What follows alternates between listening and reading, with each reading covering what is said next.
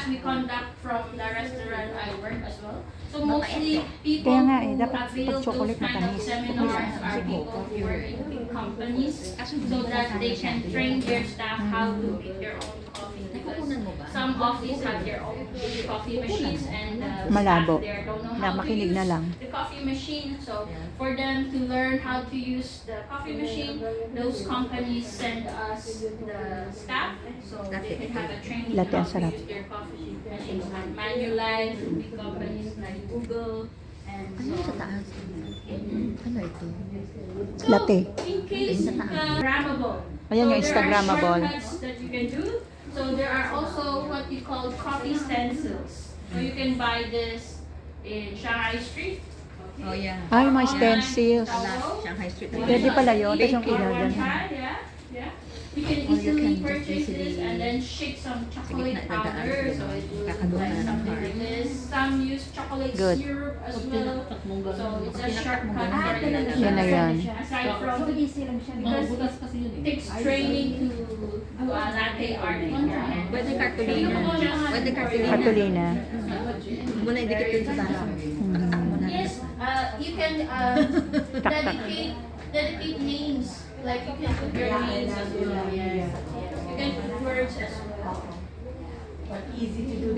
Wala pa. Number 12. Pwede mo carve Thank you. dyan. So this is an example of different versions of coffee. You can buy in Starbucks. Starbucks. Cappuccino with different flavor. And even McDonald's have their Yeah. own Coffee. flavor. Have you tasted this? Yes. Coconut or is it- Tapang naman sa McDonald's eh. Good. So it's Pero matapang a different, din, ah. unique Tapang approach din. to making coffee. So everyone keep on thinking different. Very good. So Sa kabila, now, sa not espresso. only regular Yeah. milk can be put in coffee, even coconut milk Tina, can be put in coffee. pwede na ba itong And try it kainin? later if you haven't tried. Pwede na kainin to? Eh, bakit So kinakain na nila? just to explore more Akala on ko. the variety of coffee. Akala ko sample there eh. are milks. So for example, I'm lactose intolerant, so it means I can't eat dairy, right? So there are now plant-based, yes, like coconut milk. Anything else plant-based? Oat milk, soy milk, almond milk. What else? Oatmeal. Oat milk. It's very common, right? So what you mentioned, they're common milk. So there are others Almond. like yes, Almond. almond. So Oat. correct, excellent. Actually, you mentioned everything. Those are the Coconut. other option of milk that we use. at Coconut work as well. milk. So aside from that, there are also syrups that you can actually put in your coffee. So what are they? Those who are familiar, vanilla, Vanilla. caramel, Peppermint. Peppermint. Peppermint. Cinnamon. Wow, I'm Cinnamon, so impressed. so good. Everyone did their homework. Wala pa nga homework eh. Pistachio. Pistachio also can put it. Pistachio is yummy. And something very fancy. Anyone likes? What do you call that? Wine. For dessert? Wine. Liquor. Liquor. So, there are also coffee liquor. Usually Yes. this is used in what dessert? Tiramisu. Wow, yan, galing nga. Kabisado ni Precious. Oh. I make tiramisu. Ganun. Scholar na to, scholar. Coffee. No, yan not from Philippines. It's To not from explore Indonesia. the variation of coffee. So it can be, yes. That's from Actually, it Indonesia. can be infused with chocolate. Dapat mag-ano invento tayo yung bata. Actually, recently I found out that yeah. around coffee gum. Hindi, mag-invento So na. that's Tingnan why ang kopi I ko, wanted sikot. to share with you. Unfortunately, Iba I na ako haven't bought gawin any dun Gawin sa natin. mixture. But now there are coffee gum Parang ang flavor dalian na. as well. Cocoa. Yung coconut. Cocoa. Coffee gum flavor. Can do it there. Yes. Powder from Davao. Good, good, good. They export to America. All right. So in hotels or in coffee shops, I just want to show you also a realia of sugar. So I'm sure you're all familiar, but just to explore it in detail. So if you can pass around, so these are the typical sugar that you can find in coffee shops. So there is the white sugar, the brown sugar, and equal. So Diabetes wala equal, dyan. equal, Ano yun equal. eh? Rock sugar. Diabetic equal is they say that. Another one. Yung ano sa yellow. Stevie, Stevie. Stevia. Stevia. Walang kami delikado. Equal is very sweet. So, Stevia is good yes, for Stevia is the the... best. ng diabetic. We also learned a little bit about the cup. Because I But actually, I make couldn't stevia find cake much for the many diabetes. images Oo. related to the cups. So Sinabi in ko sa restaurants, they have different cups Sayang for nga kasi different biglaan. coffee. Bili So na we lang don't tayo. just use the regular cup like this. This one is ideal for common drinks like tea or what coffee can Oo we nga put eh. here in this size? Cappuccino, Cappuccino, latte, latte. and Espresso. oh, no. Espresso is Yung- smaller. Glass. Yes. So in espresso we have shot glass as small as this. So this is the White cups we use to White serve glass. espresso. Irish So Irish coffee cup is also different. It's taller. Di yung so matcha. to accommodate Diba coffee the din yung foam matcha? that you're gonna serve Matcha it with. coffee. So just to give you yes, yes, exactly. So those coffees cater to different cups as well. So you The have flat to white know smaller. what Flat kind white? of- yes. Flat white smaller. Yes, like this is also fine, I think. Oh, flat white. So those are the typical cups that you are already aware of that they use in coffee खड़ी shops. साथ चक्कर Okay, so keys, points, skills for Key skills for baristas. barista. Key points, mastering. The espresso machine. Who here knows how to use espresso machine? Oh wow, I got veterans. No, I So don't. Yes, I just ito. saw it. Okay, Look they at that. probably These are the know different better kind than of me sugars. about, using Black the sugar, espresso equal machine. sugar, and white sugar, and red coffee sugar. steaming technique. So, Stevia, who meron has din eh. latte arts here? How confident are you in your latte art? Very confident? Wow, so you can do the Hey, just good. just good, excellent. Anyone join barista latte art competition before? No? No? Okay. If you are interested, maybe we can conduct one here and you can come and join. Okay? So there are different techniques in regarding making coffee and then the tasting as well.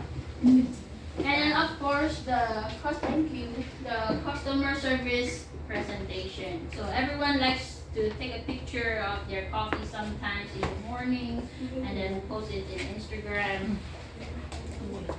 Something really nice. So others for other professional coffee machines, if you're aware, there are also 7-Eleven coffee machines like this. Yeah, that's what it's for. Yes.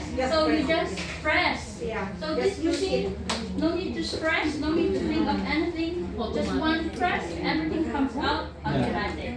Okay, excellent. Even in the airport it is like this. Yes, exactly. So this kind of coffee machine is The other machines like you must do it. yes, the Barako. Yes, Barako. Yes, yes. Okay, I'm glad you're familiar with it. Okay. Bango. Next. Sandali, We amoy ko have eh. this in Ano pa naman? hotels as well, in buffets. So if you've eaten in Hindi mo maapoy niya, masipon ka. Ay, siya, barako, hawakan mo, matatapon. Yes, so you just also press a button when you eat in the Ano to, abari, exactly. So they have a Arabic, Arabica. Friend ko ito, business sa Pilipinas. Pwede tayo magtinda ng kape. when you check in a hotel, sometimes in a suite or deluxe hotel, they have this kind of a coffee machine. So I'm not sure if I have Siya nagluluto siya ng ano. So you saw the capsule? Yeah, I see. You saw it? How about the people at the back? Did you saw the coffee capsule? Yes, yes, okay. So there's two versions of it. You can easily buy them in parking shop as well. You can have the machine for free. Yes, yes. Wow. Ang gaganda. You're waiting? Oh, sige, mamaya. Thank you. But some other coffee machines or some standard rooms offer the typical sachet instant coffee. Instant coffee, 3 in 1. Every day. 3 in 1. Thank you so much. Thank you. And then, of course, if you're not a coffee Yung masipag lover, naming there's waitress. also Joke lang. option as well, and then their creamer. Okay. Okay, now for the different parts of the coffee machine. So, Yeah, that one. I used to check for that. Pinababa dyan. so everyone, what does this do? Ito, oh. Protein. Frothing milk, excellent. So you use it to steam milk. So usually they have a small pitcher. So the pitcher you attach here and then you steam the milk. Steamer. And then you have, what's this for? Anyone? The back. The milk. For the steam. For the Thumbs milk. up. Okay, everyone know what's that? So it's the rubbish where The you rubbish. put the, where do I put my coffee? But actually, after the rubbish, you can use it for face. Oh, really? For the Scrub, milk. body scrub. Okay, that's a new trivia. I'm Body going to scrub for the share. plant. You can use it Gamitin mo for pa the mask. Face mask. Face mask. Face mask, the best. Kain. Face Face mask mask. is the best. Nakaputi na make you see me well. So the filter basket for the filter. Where do I put this? The center, the black one in the middle. In the middle. Yes, here. Right? Galing ah, di ko alam yun ah. And then Hindi ah. this the is middle. what's this? Usually it's For putting separate. the milk. For putting the coffee dry bean. coffee. Coffee bean. The coffee Oh bean. my god, my students are so smart. Okay, good. So I don't have to explain too much. Everyone is aware about the different types of names. You need to and, explain types more of the- everything. More detail please. How about the another one? Well, let's go to the milk frothing. Oh, for So the I'm not milk. sure if we have For the Wi-Fi bubbles. here. Oh, and steaming techniques machine. Okay, so let's try. So actually, you can know someone who is a professional barista or not by the what? By the hearing of the mixing of the milk. Yes. By Wow. the sounds. By the sound. By the Let sound. me show you what your milk should and should not sound like when you steam. If your steam wand is too low in the milk, it's going to give out a loud screeching noise and it's going to under aerate your milk. This will leave you with a flat milk with barely any microfoam. If your steam wand is too high above the milk, on the other hand, you're going to allow too much air in and it's going to sound like a jacuzzi. You're going to be left with a stiff, bubbly mess. For the first 3 to 5 seconds of aerating, you should have your steam tip just below the milk and it should allow little rips of air that sound like this. After this, if you've done it correctly, you should create a vortex and there should be a nice, gentle whir. And that'll leave you with a beautifully silky microphone. Over your. Okay. Let me show you what your milk should Sorry, I don't and know should how to not stop sound. this. Oh, there you go. Okay, so I wanted to show the video. And if not, it's okay. They heard the sound anyway.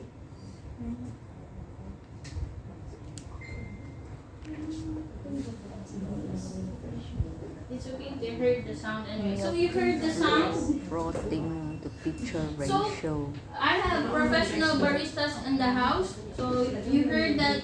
Is it correct that you have to tilt the coffee milk pitcher in an angle? Correct? Yes. Yes. Anyone disagree? No. No. So the correct way is to actually tilt the milk pitcher. Why is that? Why? What does it do? To make more To make it foam. bubble. To make more foam. Yes, to make more foam and to create. Foam, The yeah, video said it earlier. What's the term? Start with the V.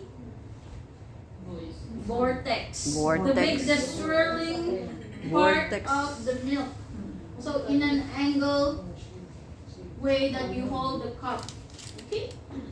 So as explained here, the pitcher should be angled slightly towards you so you can Slightly see what is towards you. happening. So you can see how much bubble or foam you're creating, and the depth of the stick inside cannot be too deep or too shallow. shallow. Full. Okay. Excellent. Okay, next.